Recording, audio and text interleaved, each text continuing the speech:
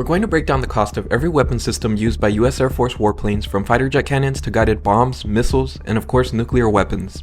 Every figure you'll see is adjusted for inflation as of 2025 and based on verified government data, which is linked in the description. First, we have the 20mm round used on the M61 Vulcan cannons. These can range anywhere from an average of $12 for a target practice round, up to $33 for a standard high explosive incendiary combat round. The 25mm round is used on the cannon for the F-35 fighter jet and can crank out 3,300 rounds a minute in short bursts at a price of roughly $38 a round for target practice, all the way up to $163 for the combat variant. Next, we have the 30mm round for the iconic JAU-8 cannon on the soon-to-be retired A-10 Warthogs. This cannon can fire at a rate of about 3,900 rounds per minute and can cost anywhere from an average of $24 for training rounds to $78 a round for high explosive incendiary. The 30mm caliber is also used on the Special Operations AC-130 gunship, equipped with a modified Bushmaster 2 weapon system, costing an average of $160 per round. Also unique to the AC-130 gunship is its 105mm howitzer, which fires various types of artillery rounds that cost an average of $864 each. These can fire at a rate of about 10 rounds per minute with an experienced crew. Next, we move on to the only guided rocket in the inventory, the APKWS-II, which stands for Advanced Precision Kill Weapon System. These rockets are typically fitted with a modern guidance system that brings the total cost of a ready-to-fire guided rocket to just under $30,000. Next, we have the GBU-69, also known as the Small Glide Munition, with a cost of about $130,000. This munition is typically used by special operations and is designed for small precision strikes. Another type of glide bomb is the SDB-I and SDB-II Stormbreaker. The SDB-I, which weighs roughly 250 pounds and has a range of about 60 nautical miles, costs an average of $42,200. The SDB-II Stormbreaker, which has a similar range but can strike moving targets, cost about $240,000. Next, we have the most common bomb used in the Air Force, the 500-pound general purpose bomb. Pricing for these is complex because of all the different variants. For example, the basic 500-pound dumb bomb without a guidance kit and using a standard warhead can cost as little as $7,800. Though typically these are paired with a guidance kit, like the laser-guided Paveway 2 variant, which increases the total price of the bomb to about $27,600, or the GPS-guided JDAM kit, which has a total cost of approximately $33,800. Additionally, a special Penetrator warhead to take out hardened structures can be used, driving the price to easily over $75,000.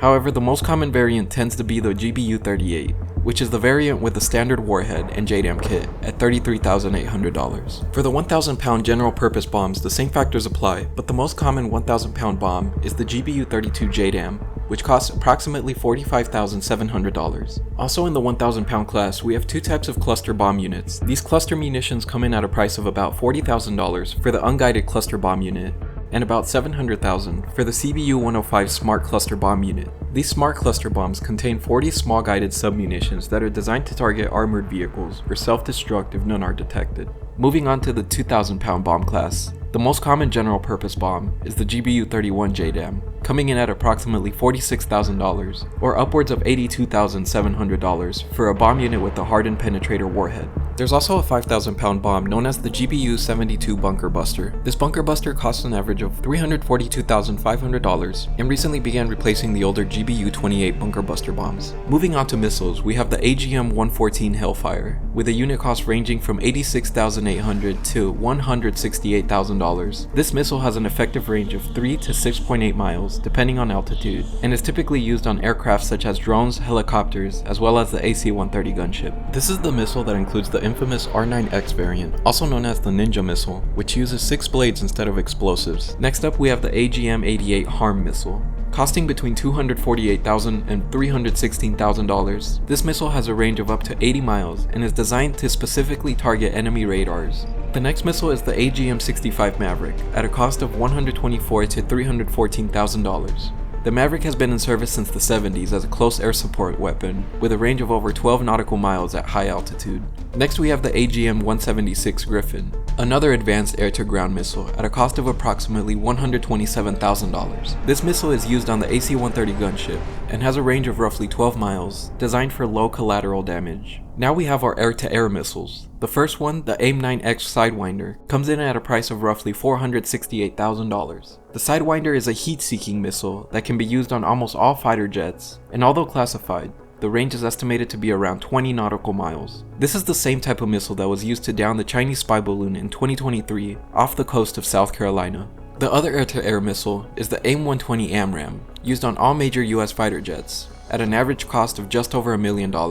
This is a missile that uses radar guidance and is faster than the Sidewinder. It also has a longer range, estimated to be around 90 to 160 miles for the latest variants. Now we get into our cruise missiles. These are the types of missiles that can travel very long distances, upwards of 200 miles after being launched. The main active cruise missile, the AGM-158B, costs an average of $1.3 million and can be launched from a variety of platforms. There's also a long-range anti-ship variant, the AGM-158C, which costs an average of $3.7 million.